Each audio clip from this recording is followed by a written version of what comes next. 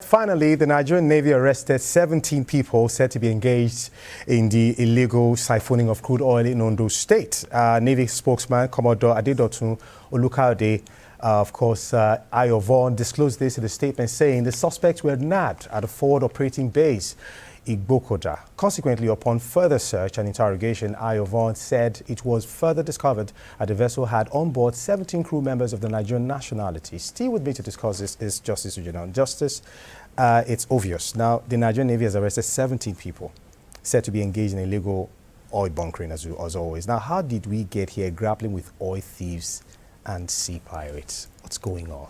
Everybody just wants to grab what it looks like. What definitely is they didn't deserve. Everybody just wants the quick way to wealth. I think that is the reason why. Because people are saying it's because people are the whole economy is hard. It's hard for everybody. But why is everybody not stealing?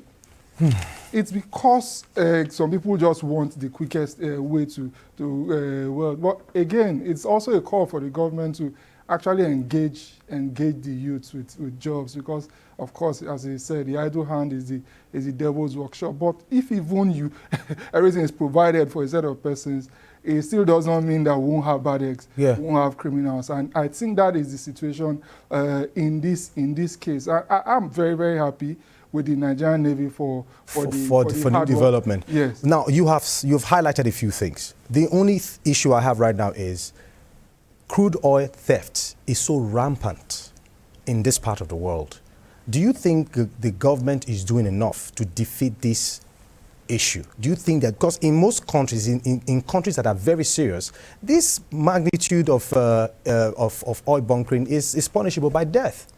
But in this part of the world, we just seem to be, we're patting it on the back. Do you think we're doing enough to actually curb it? For me, I think that the government is doing a lot. But is there a lot enough? I will answer that in the negative, because one of the reasons why, for example, in Saudi Arabia, they boast that they can track even the tiniest drop of oil in their system is because they have accommodated fully the use of technology in the way they monitor their production and, of course, dispense. Wait, is it about accommodating the full use of technology, or the cooperation of the country to say, this is our gold mine, we are going to protect it to the best of our ability and get everything we need to get to make our country great? Technology will help with that. Technology will help, but the bad faith actors. But if there is no concise cooperation that we need to make this better, your technology might come and still not work. It's a multi-pronged approach.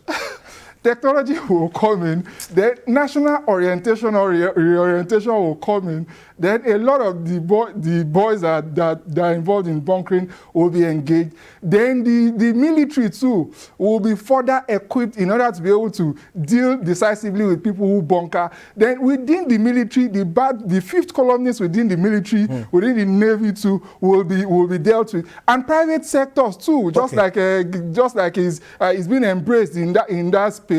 The Tompolo and all are being engaged to be able to. The multi-pronged approach will definitely make the situation a whole lot better. I do not dispute some of these things you're saying, but there are conversations have been rife that, look, if we start to encourage modular refineries, where we get to engage these people to have modular refineries to refine this crude, maybe we might not just be having this bunkering as rampant as we have it. So do you think that approach could work? Fantastic. That's also a fantastic idea in the mix. Modular refineries, and the fact that we shouldn't have too much length between where the wellhead is and where it is being transported to, or where it's being refined, because the longer the pipeline, the more it is prone to being tapped or stolen. Vandalized. So these are some of the ideas that, of course, security analysts have always talked about. Now, I understand that critics say oil theft is enabled by big Nigerians and compromised men of the armed forces. Do you agree?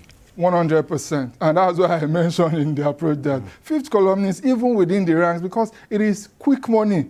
It is very, very quick money. Maybe a person who, maybe in the Nigerian armed force, who is not nationally or spirited or who is not patriotic can just say that, okay, his accumulated earnings over the course of his career may not be more than 50 million, 100 million, and he just sees a deal or a bunkering deal where he can make home with 250 million, 500 million. That's quite worrying. It's too tempting. So that is why even the anti-corruption agencies, the ICPC, the EFCC, and every other, the police, the special fraud units and all, should also be called into the mix. People who have assets whose roots cannot be explained, they should be nabbed and be made to explain in details how they came by these assets.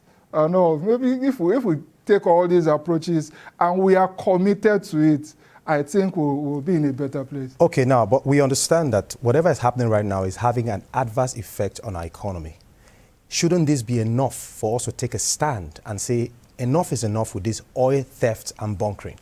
Absolutely. But the challenge is the fact that the average Nigerian is not even perceiving that he is being robbed, because every Nigerian is being robbed with every drop of oil that has been pilfered by a person who is not supposed to have it, because all the revenue is supposed to go into the national kitty, and from the national kitty is supposed to be distributed in one way or another, maybe by way of infrastructure or healthcare provisions to the average Nigerian. So maybe because they are not seeing it directly that they are being robbed, maybe that's why everybody is not crying foul. The day we start seeing it as a commonwealth, the day we start seeing that, okay, I'm being robbed personally in this way, they will be able to frontally come up and work together with the authorities, at least the well-meaning persons amongst the authorities, in order to be able to frontally and holistically deal with these bad faith actors who are just greedy and selfish and just about themselves to the detriment of the nation.